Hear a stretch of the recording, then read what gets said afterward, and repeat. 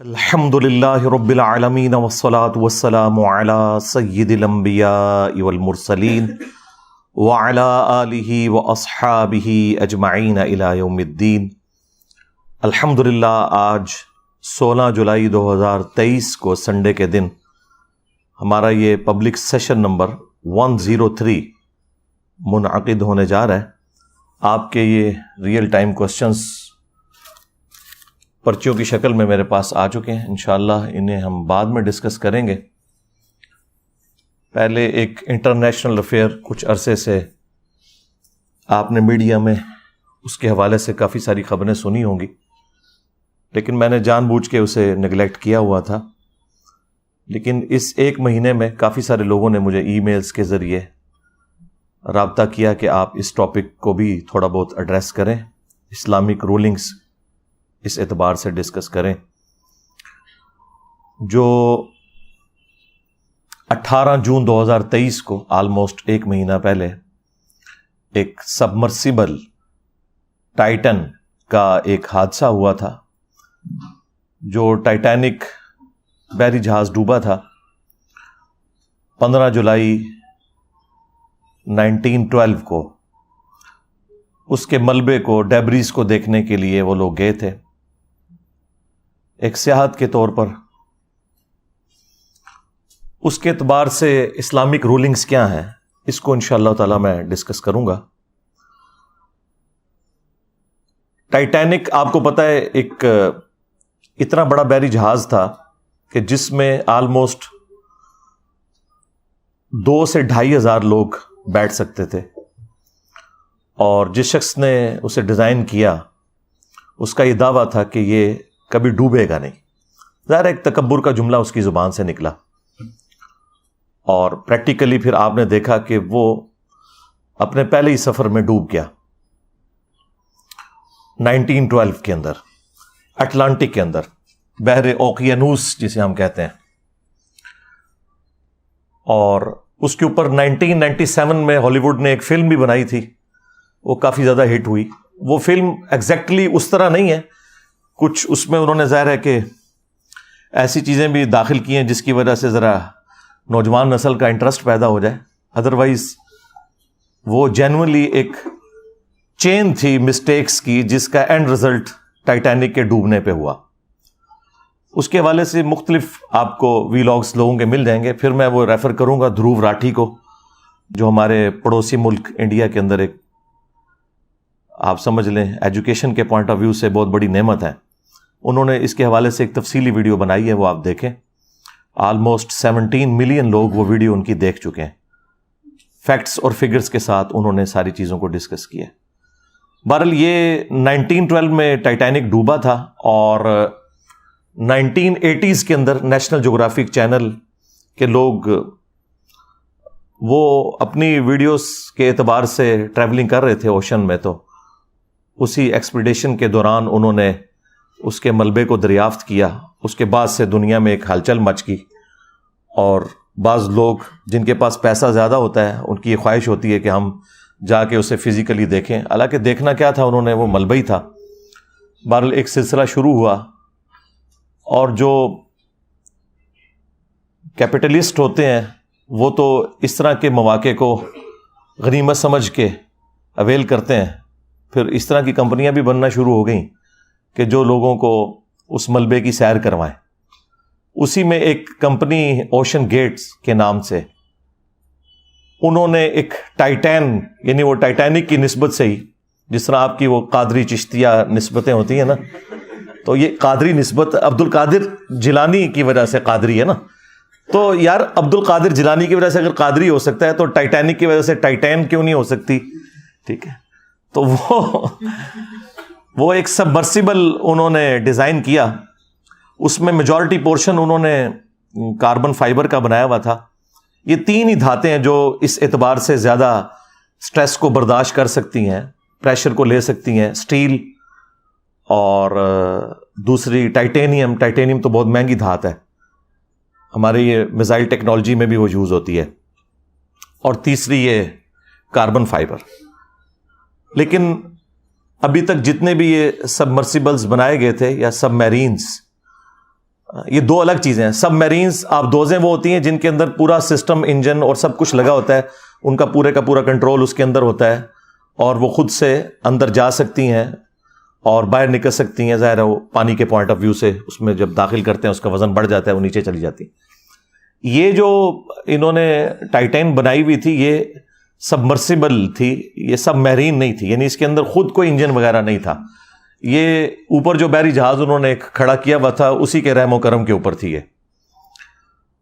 تو وہ انہوں نے کاربن فائبر سے بنائی تھی اور اس کے اتنے ٹیسٹ ابھی تک کامیاب نہیں ہوئے کہ اسے ایک ایوالو ڈیزائن کے طور پر مانا جائے. اسی لیے اس شخص کے اوپر پہلے کافی مقدمات بھی ہوئے تھے اس حوالے سے کہ یہ لوگوں کی لائف کو رسک پہ لگا رہا ہے.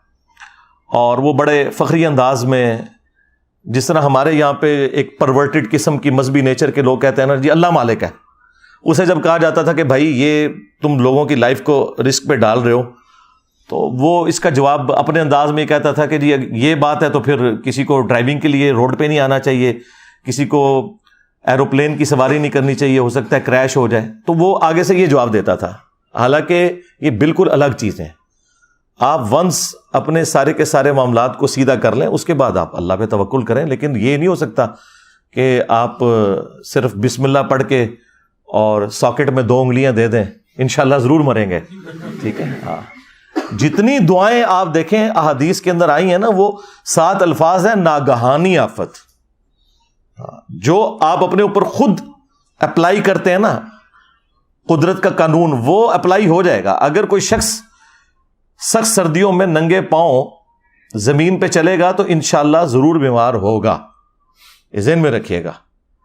جب آپ اپنے اوپر خود تقدیر کو غالب کرتے ہیں تو وہ پھر اپلائی ہو جاتی ہے. کوئی دعا پڑھ کے کوبرا سانپ کے منہ میں ہاتھ دے گا تو انشاءاللہ تعالیٰ نہیں بچے گا. یہ کہیں نہیں آیا کہ آپ نے جان بوجھ کے اپنے اوپر کوئی چیز اپلائی کرنی ہے.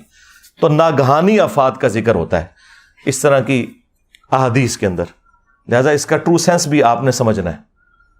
بہرحال وہ جو ہونا تھا وہ ہو گیا, جو اس کی خواہش تھی انورٹڈ کاماز کے اندر. یعنی اتنا بڑا ایک حادثہ ہوا, 5 لوگوں کی جان چلی گئی اس کے اندر, اور مرنے والے چونکہ امیر لوگ تھے اس لیے شور شرابہ بھی زیادہ ہوا.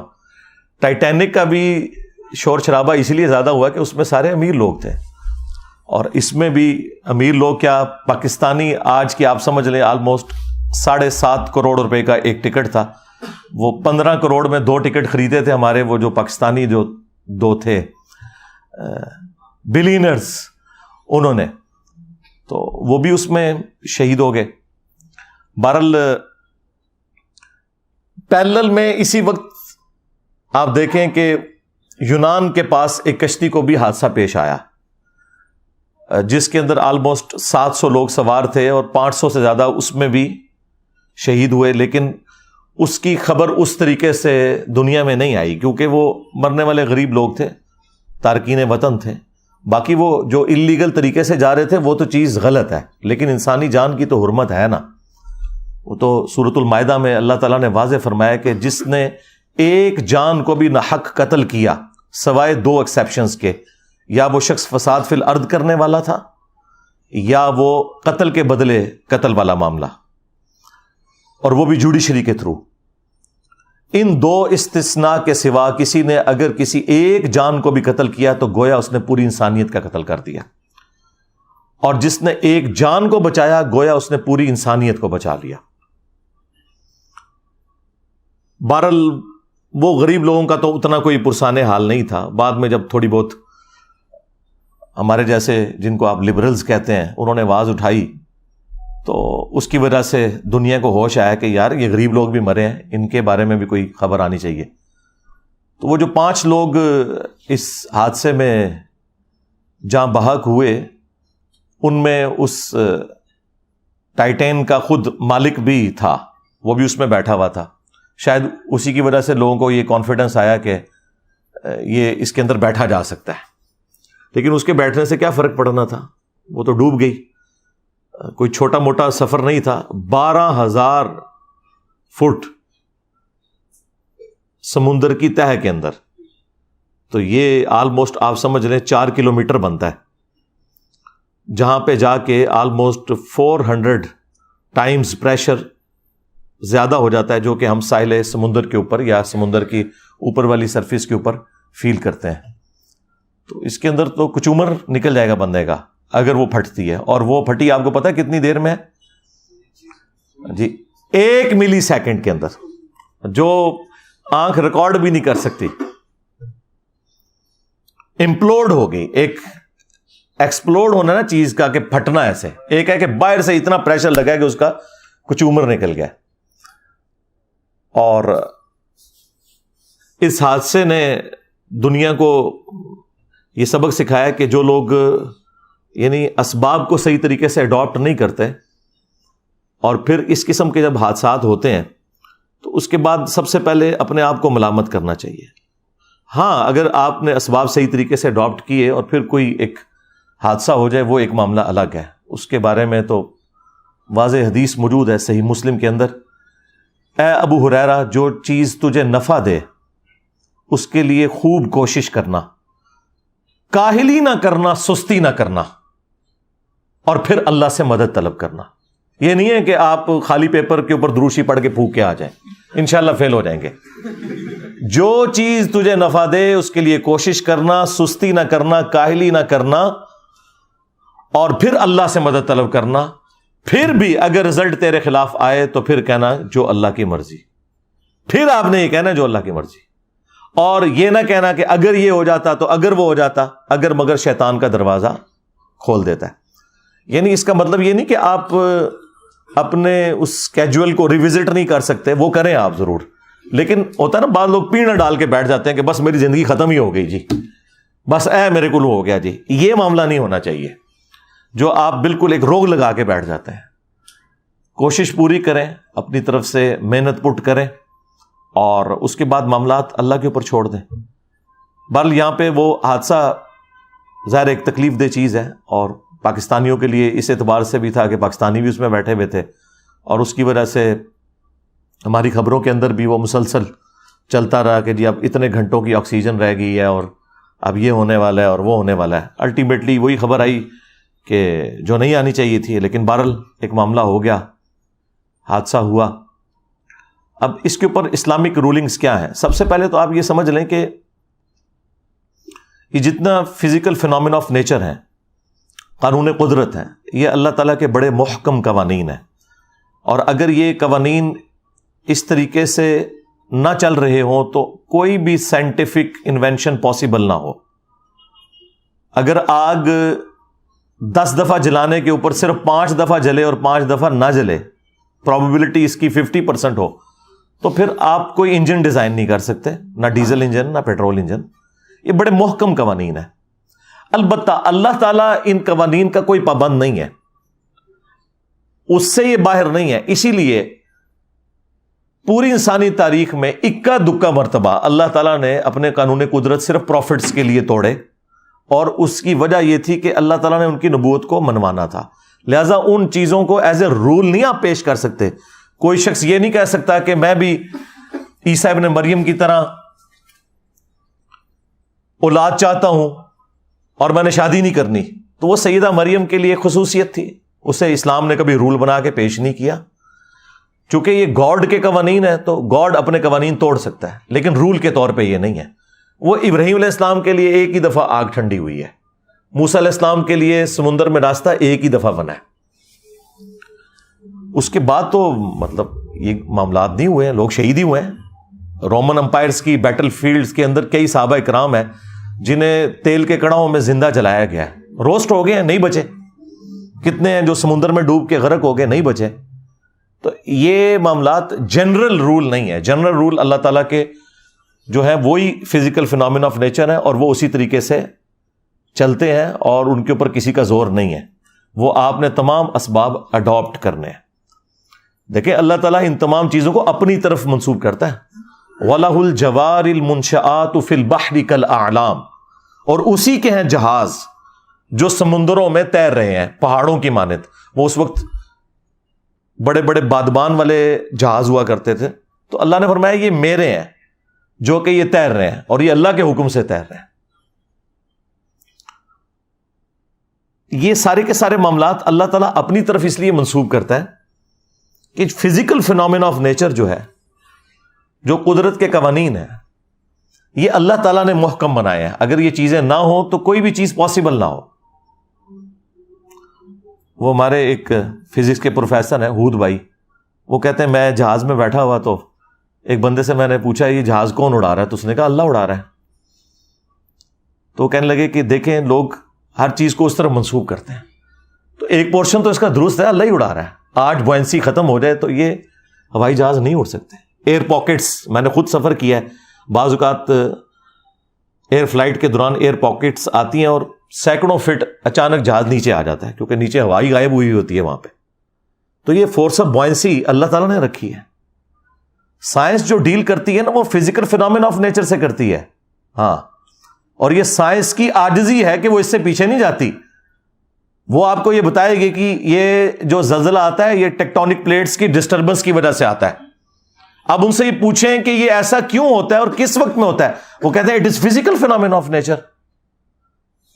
اسی کے اندر تو قیامت مضمر ہے، یہ کون ڈیسائیڈ کرتا ہے؟ تو ہر فزیکل فینومینا کے پیچھے الٹیمیٹ ریزن گاڈ ہے. God is the only explanation of all the physical phenomena in this universe. ہم تو صرف ڈسکوریز کرتے ہیں.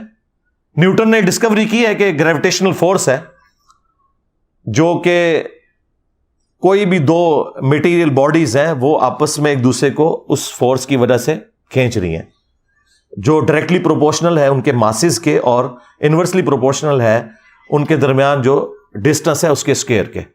لیکن یہ اس نے دریافت کیا. اس رول نے ان میٹیریل باڈیز کو پیدا نہیں کیا. ہم نے یہ دریافت کیا ہے کہ ود رسپیکٹ ٹو زمین سورج مشرق سے طلوع ہو کر مغرب میں غروب ہوتا ہے. ویسے تو وہ طلوع اور غروب نہیں ہوتا، لیکن یہ ود رسپیکٹ ٹو ارتھ ہے ایک کامن آبزرویشن کے اندر. لیکن اس رول نے سن کو پیدا نہیں کیا. اسی طریقے سے انڈے میں سے چوزا نکلنا یہ ہماری آبزرویشن ہے. اس آبزرویشن کو ہم جتنا بھی ڈیپ ڈگ کریں الٹیمیٹلی ہم کہتے ہیں فزیکل فینومینا آف نیچر ہے، ایسا ہی ہوا کرتا ہے. تو یہ جہازوں کو اللہ نے اپنی طرف منسوب کیا ہے. اگر فورس آف بوئنسی نہ ہو فلوئڈ کے اندر تو کوئی بھی چیز تیر نہیں سکتی، نہ ہوا کے اندر اور نہ سمندروں کے اندر. آپ کو پتہ ہے یہ ارشمیدس جو تھا، ارکمیڈس، ہم اردو میں ارشمیدس کہتے ہیں، یہ 300 قبل مسیح اس نے یہ دریافت کی تھی فورس آف بوئنسی. اس وقت وہ ٹب میں نہا رہا تھا اور جب اس طرف اس کا دماغ گیا، نہ تو لوگ صدیوں سے رہے تھے بس جس کے اوپر اللہ تعالیٰ قدرت کے قوانین کھول دے، تو وہ اتنا خوش ہوا کہ وہ بغیر کپڑوں کے ہی اٹھ کے باہر نکلا کہ میں نے پا لیا، میں نے پا لیا. کیا پا لیا؟ اس رول کو اس نے سمجھ لیا کہ یہ جو فورس اوپر کی طرف لگتی ہے اس کی کیلکولیشن کیسے ہوگی فورس آف بوئنسی کی، اور اس کے اوپر ہی آج سارے کے سارے معاملات چل رہے ہیں.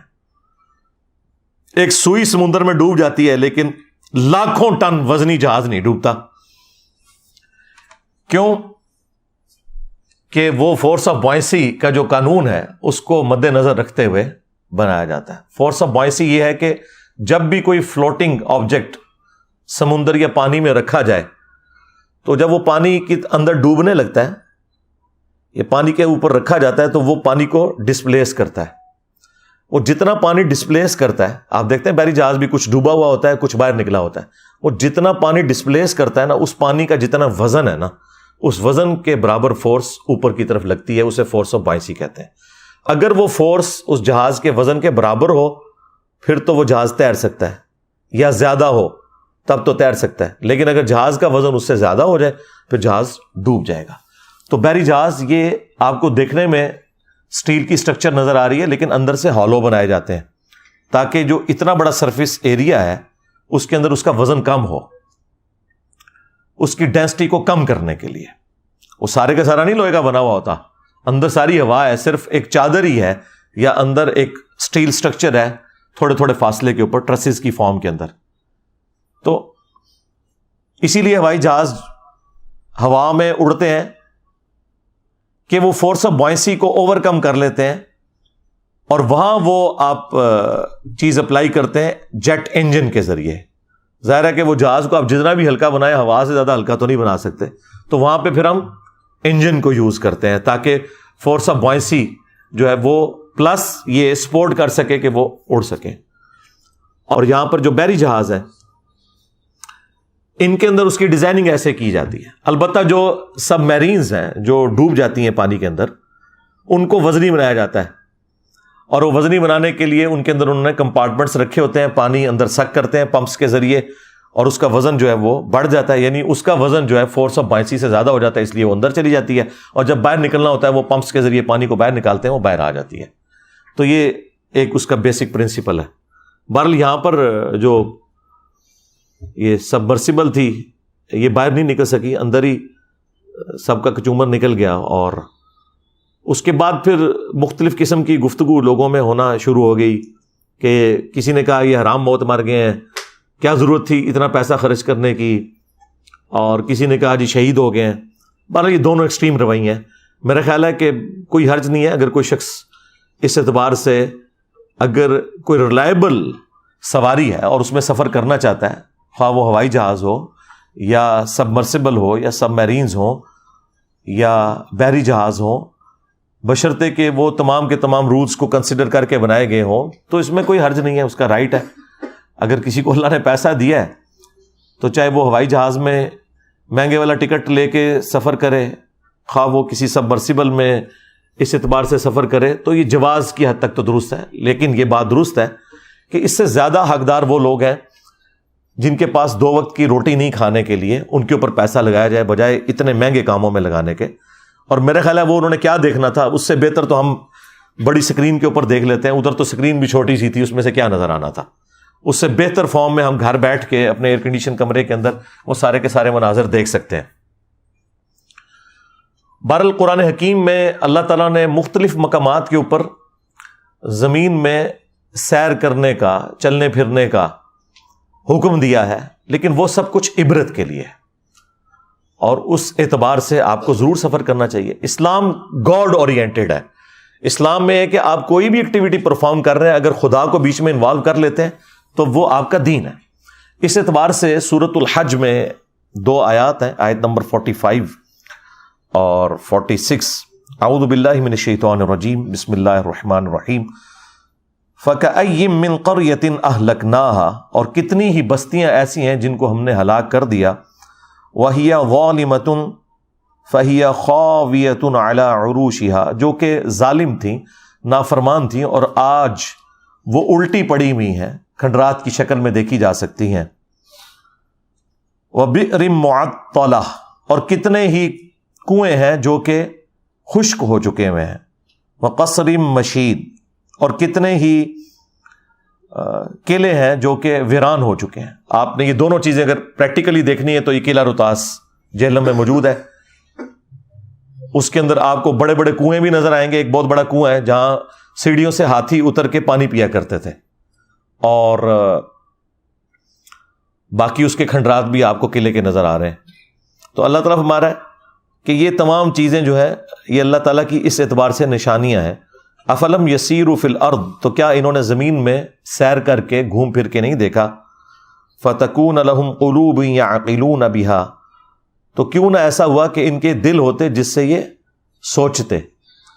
اب انسٹرومنٹ آف انٹلیکٹ ہارٹ ہے یا برین، اس کے اوپر بھی میری ویڈیو ریکارڈ ہے، دونوں ہیں، اور جو اس وقت لیٹسٹ اس اعتبار سے ڈسکوریز ہوئی ہیں میں نے ساری ڈسکس کی ہیں، گوروں کی ویڈیوز لگائی ہوئی ہیں اس میں، تو دونوں ہیں۔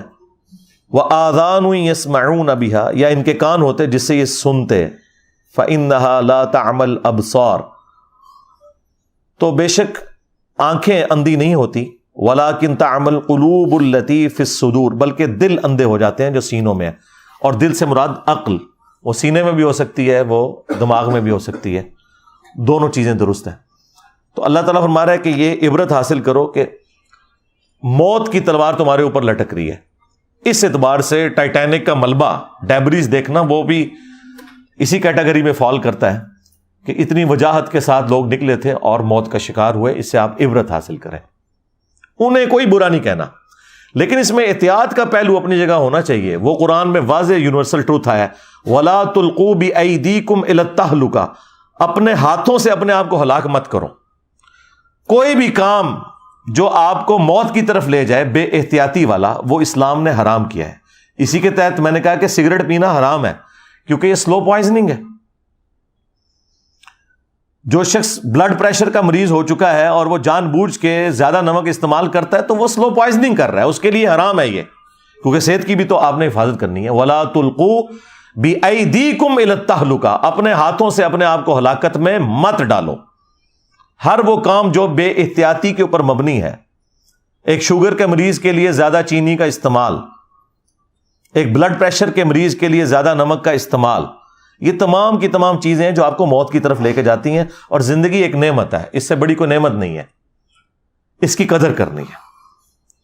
تو یہ اس حوالے سے اسلام کا واضح رول ہے کہ آپ نے احتیاط کا دامن نہیں چھوڑنا. صحیح بخاری اور صحیح مسلم دونوں کے اندر حدیث موجود ہے کہ اللہ کے محبوب صلی اللہ علیہ وآلہ وسلم نے فرمایا کہ برتن رات کو ڈھانپ دیا کرو، کیونکہ برتنوں کے اندر کوئی چیز بھی داخل ہو سکتی ہے، کوئی زہریلی چیز، کتنی ڈیتھس ہوتی ہیں. اور چراغ بجھا دیا کرو رات کو سونے سے پہلے. آگ انسان کی دشمن ہے. بعض اوقات چوہا اس بتی کو لے جاتا ہے اور سارے گھر والے جل جاتے ہیں. یہ نبی الاسلام نے فرمایا، کیونکہ بخاری مسلم میں آتا ہے کہ رسول اللہ صلی اللہ علیہ وآلہ وسلم کے مبارک زمانے کے اندر ایک گھر تھا جس میں رات کو دیا جل رہا تھا اور وہ دیا بجھانا بھول گئے. اس کی وجہ سے وہ چوہا جو ہے جب وہ اس دیے کی بتی کو لے کے بھاگا تو جہاں جہاں سے وہ گزرا وہ آگ لگ گئی اور وہ جل کے راکھ ہو گئے. تو نبی اسلام فرمایا رات کو آگ بجھایا کرو. آج کے اعتبار سے آپ نے رات کو جو اکثر سنتے ہیں، خصوصاً ہمارے پنڈی اسلام آباد میں تو یہ ہر سال واقعہ ہوتا رہتا ہے کہ رات کو ہیٹر بند کرنا بھول گئے. آٹومیٹک ہیٹرز جو ہیں وہ تو تھوڑے مہنگے آتے ہیں، وہ ہر بندہ افورڈ نہیں کر سکتا. تو جب لوڈ شیڈنگ ہوتی ہے تو وہ بند ہوتا ہے، اور جب پھر گیس آتی ہے تو کتنے لوگ اس میں مارے جاتے ہیں. ابھی تو یہ بڑی نیکی کرتے ہیں ہمارے سوئی ناردرن اور ساؤدرن کے لوگ کہ اس کے اندر سلفر مکس کی ہوئی ہوتی ہے. ادروائز آپ کو پتہ ہے یہ جو زمین سے گیس نکلتی ہے اس کی اسمیل نہیں ہوتی، اس کے اندر خود اسمیل ڈالی جاتی ہے تاکہ کہیں پہ لیکیج ہو تو آپ کو پتہ چل جائے.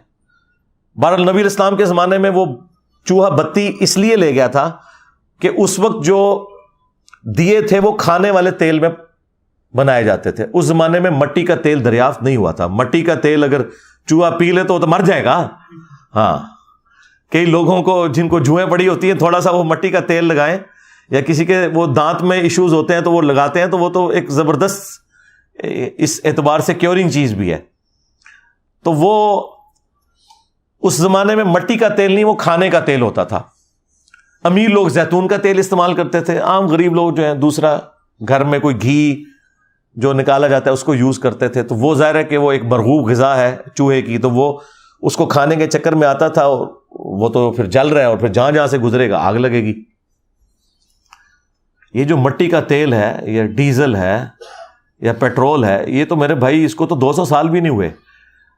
یہ اگست 1859 کے اندر پہلا تیل کا کنواں نکلا تھا پنسلوینیا امریکن ریاست کے اندر. اس سے پہلے کسی بزرگان دین کو نہیں پتا چلا کہ زمین کی گہرائیوں کے اندر تیل موجود ہے. سر ایڈون نے دریافت کیا تھا. اتنی بڑی داڑھی تھی، ہے کرسچن تھے وہ، کرنل ایڈون. تو آج اگر مسلمان ہوتے تو آپ سارے رحمت اللہ علیہ ان کو کہہ رہے ہوتے.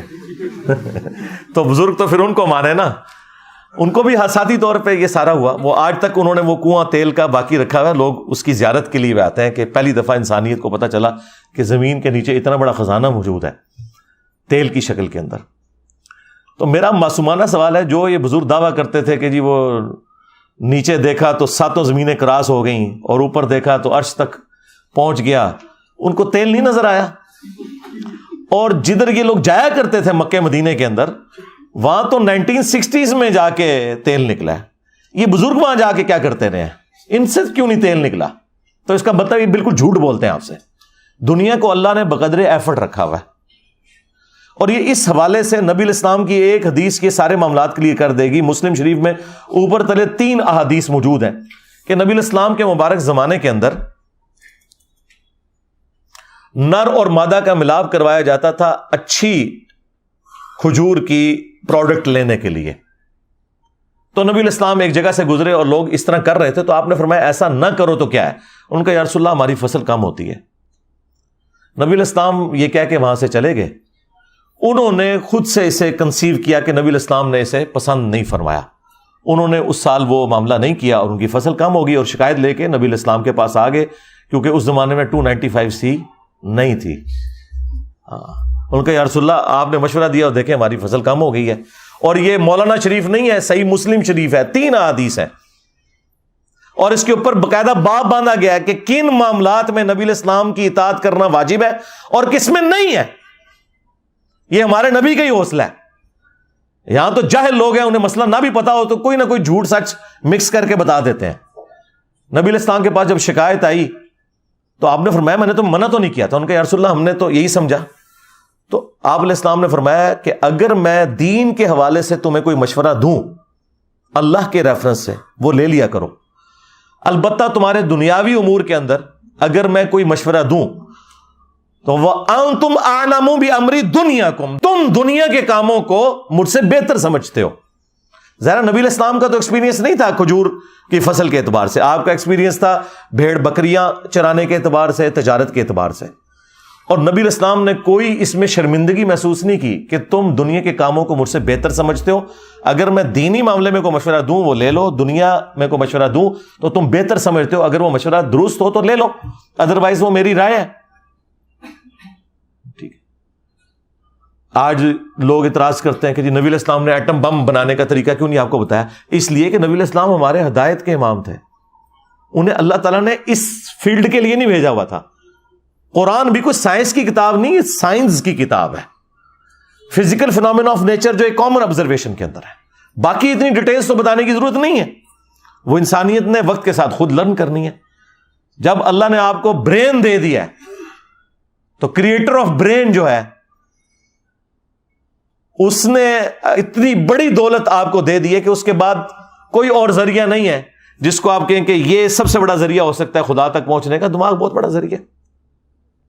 اللہ نے انسان کو وقت کے ساتھ یہ ایوولوشن کرائی ہے, ترقی کروائی ہے. بہرحال نبی علیہ السلام نے کہا کہ میں اگر دنیا کے اعتبار سے کوئی مشورہ دوں تو تم بہتر سمجھتے ہو اپنے کاموں کو. تو یہاں پہ نبی صلی اللہ علیہ وآلہ وسلم نے یہ مشورہ دیا کہ رات کو دیے بجھا دیا کرو. اسی طریقے سے ابو داؤد میں ایک حدیث ہے کہ جو شخص ایسی چھت پر سوئے کہ جس کی منڈیر نہ ہو تو اس کا ذمہ پھر اٹھ گیا, یعنی پھر وہ اس کی ذمہ داری اپنے اوپر ہے. اگر وہ نیند میں چلتے ہوئے یا غلطی سے نیچے گر جاتا ہے, مر جاتا ہے, تو کوئی لینا دینا نہیں, اس نے جان بوجھ کے لیے اپنے لیے ایک موت کا گڑھا کھودا ہے. آپ کو پتا ہے آج سے تقریباً 10-12 سال پہلے مفتی اعظم سعودیہ نے باقاعدہ فتویٰ دیا تھا کہ جو شخص اوور سپیڈنگ کی وجہ سے مر جائے تو گورنمنٹ نے کوئی اس کی بلڈ منی نہیں ادا کرنی, کیونکہ اس نے خودکشی کی ہے.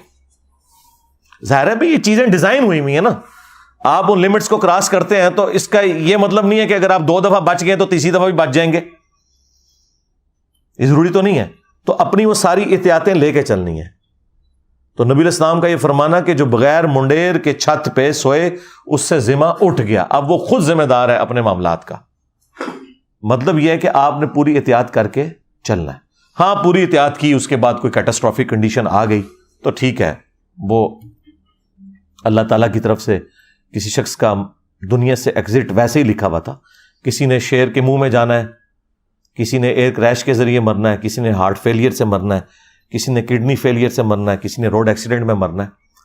تو بہرحال اس طرح جو لوگ مر جاتے ہیں حادثاتی طور پر اسلام کی روح سے تو وہ شہداء ہیں.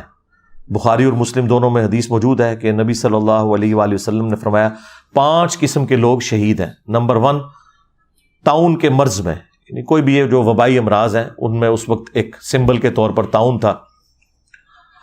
نمبر 2 پیٹ درد سے کوئی مر جائے. نمبر 3 پانی میں ڈوب کے مر جائے. نمبر 4 کسی دیوار کے نیچے دب کے مر جائے, یعنی زلزلے میں جس طرح لوگ مر جاتے ہیں. اور نمبر 5 جو اللہ کی راہ میں لڑتا ہوا مارا جائے. یہ سب کے سب لوگ اللہ کے حضور شہید ہیں. اور ابو داؤد اور سنن نسائی میں ایک اور حدیث موجود ہے. اس میں نبی علیہ السلام نے فرمایا جو آگ میں جل کے مر جائے وہ بھی شہید ہے، جو جسم کے اندر کسی پھوڑے کے نکلنے پر مر جائے جس طرح کینسر وغیرہ وہ بھی شہید ہے، اور جو عورت پریگنینسی کے دوران یا ڈلیوری کے دوران فوت ہو جاتی ہے وہ بھی اللہ کے حضور شہید لکھی جائے گی۔ تو اس اعتبار سے ایک شہید والا معاملہ ہے، وہ اپنی جگہ ہے، لیکن جان بوجھ کے ایسے معاملات کرنا، اپنے آپ کو ہلاکت میں ڈالنا کہ وہ خودکشی کے زمرے میں آ جائے، تو وہ تو بڑا ایک سخت معاملہ ہے اسلام میں۔ بخاری مسلم میں حدیث موجود ہے، نبی علیہ السلام نے فرمایا کہ جو شخص جان بوجھ کے خودکشی کرتا ہے، سوئیسائڈ کرتا ہے، کوئی شخص، پھر نبی علیہ السلام نے اسے ایکسپلین کیا، کوئی شخص تیز دھار کا آلہ اپنے پیٹ میں مارے یا زہر پی لے یا اپنے آپ کو بلندی سے گرا لے، تو جس طریقے سے وہ اپنے آپ کو موت کا شکار کرے گا، جہنم میں یہی عذاب اس کے اوپر مسلط کیا جائے گا، وہ بار بار اپنے آپ کو اسی طریقے سے تکلیف دیتا رہے گا، والعیاذ باللہ تعالی۔ حتیٰ کہ صحیح مسلم میں آیا کہ ایک خودکشی والے کا جنازہ لایا گیا تو نبی علیہ السلام نے کہا کہ میں اس کا جنازہ نہیں پڑھوں گا۔ آپ صلی اللہ علیہ وآلہ وسلم خودکشی والے کا جنازہ نہیں پڑھتے تھے، لیکن چونکہ مسلمان ہے تو جنازہ ہوگا، وہ کافر نہیں ہے، لیکن جو ڈومیننٹ پرسنالٹیز ہیں انہیں پروٹیسٹ کے طور پر ایسے لوگوں کا جنازہ نہیں پڑھنا چاہیے تاکہ ڈسکریج ہو وہ سارا کا سارا معاملہ۔ ہمارے جیلم شہر میں آج سے آلموسٹ 14 سال پہلے میرے ایک اسٹوڈنٹ تھے، آلموسٹ 15-16 سال اس کی عمر تھی، اس نے حفظ کیا ہوا تھا، دعوت اسلامی کے وہ مدرسے میں پڑھتا تھا، تو نیا نیا میرے درس میں آنا شروع ہوا، پھر اس کے ساتھ کوئی ایسے معاملات ہوئے تو اس نے وہ تیزاب پی کے نا وہ خودکشی کر لی۔ جیلم کی تاریخ کا سب سے بڑا جنازہ ہوا تھا، لیکن میں نے جنازہ نہیں پڑھا، حالانکہ وہ اسٹوڈنٹ تھا۔ میں نے کہا میں نے نہیں جانا، اس کی وجہ یہ ہے کہ اس سے تو یہ چیز پھر پروموٹ ہوگی۔ خودکشی والے کا جنازہ نبی صلی اللہ علیہ وآلہ وسلم نے نہیں پڑھا، البتہ صحابہ کرام نے ضرور پڑھا، ظاہر مسلمان ہے، اسے دفنانا ہے، اور اگر اللہ چاہے تو اس کی مغفرت بھی کرے۔ وہ مسلم شریف میں ایک حدیث موجود ہے، ایک صحابی تھے سابقون الاولون میں سے، ہجرت مدینہ انہوں نے کی ہوئی تھی، تو انہیں کوئی بیماری ایسی لگ گئی کہ انہوں نے پھر خودکشی کر لی، اپنی ہاتھ کی رگیں کاٹ لیں۔ اسی دوران وہ جب مر گئے تو کچھ عرصے بعد ایک دوسرے صحابی تھے، انہوں نے انہیں خواب میں دیکھا، اور خواب میں دیکھا کہ ان کی حالت تو ٹھیک ہے لیکن وہ ہاتھ انہوں نے کپڑے سے باندھا ہوا ہے اور چھپایا ہوا ہے۔ تو وہ کہتے ہیں میں نے اسے پوچھا تمہارے ساتھ کیا معاملہ ہوا؟ انہوں نے کہا اللہ نے مجھے بخش دیا ہجرت کی وجہ سے، نبی علیہ السلام کے ساتھی ہونے کی وجہ سے، البتہ یہ میرا ہاتھ جو ہے نا یہ اللہ نے ٹھیک نہیں کیا، کیونکہ اللہ نے فرمایا یہ تم نے خود خراب کیا تھا۔ تو یعنی بخشنے کے باوجود یہ معاملہ چل رہا ہے۔ پھر نبی علیہ السلام نے ان کے لیے دعا کی کہ اے اللہ اس کے ہاتھ کو بھی درست کرتے، تو حضور کی دعا کا چلے کوئی حصہ مل گیا۔ ادروائز اس سے یہ بھی پتہ چلا کہ نبی علیہ السلام نے خودکشی والے کے لیے دعا کی ہے مغفرت کی، اس میں کوئی حرج نہیں ہے، دعا کی جا سکتی ہے، لیکن یہ عمل ایسا ہے کہ اسے ڈسکریج کرنا چاہیے، اس کو پروموٹ نہیں کرنا چاہیے، اور جو کوئی اس قسم کی ایکٹیویٹیز پرفارم کرتے ہیں ان کی ان ایکٹیویٹیز کو اس اعتبار سے ڈسکریج کرنا چاہیے تاکہ مستقبل میں کوئی اور اس طرح کی ایکٹیویٹی پرفارم نہ کرے خودکشی کرنے والی۔ میں نے ہر اینگل سے اسے اس حوالے سے ڈسکس کیا تاکہ جو ایکسٹریم رویے ہیں وہ اپنی جگہ سیٹل ہو جائیں۔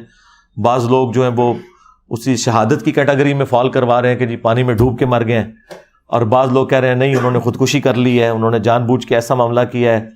بعض لوگ کہہ رہے ہیں کہ جی وہ فضول خرچی والا ایک ایلیمنٹ بیچ میں آ گیا۔ یہ ساری چیزیں اپنی جگہ درست ہیں، لیکن اگر کسی شخص کے پاس حلال کا مال ہے اور وہ اپنے اوپر خرچ کرنا چاہتا ہے تو اس کے اوپر کوئی ممانعت نہیں ہے۔ البتہ ایسا نہیں ہونا چاہیے کہ کوئی ایسا راستہ اڈاپٹ کرے کہ اس کی وجہ سے وہ موت کے منہ میں چلا جائے جان بوجھ کے۔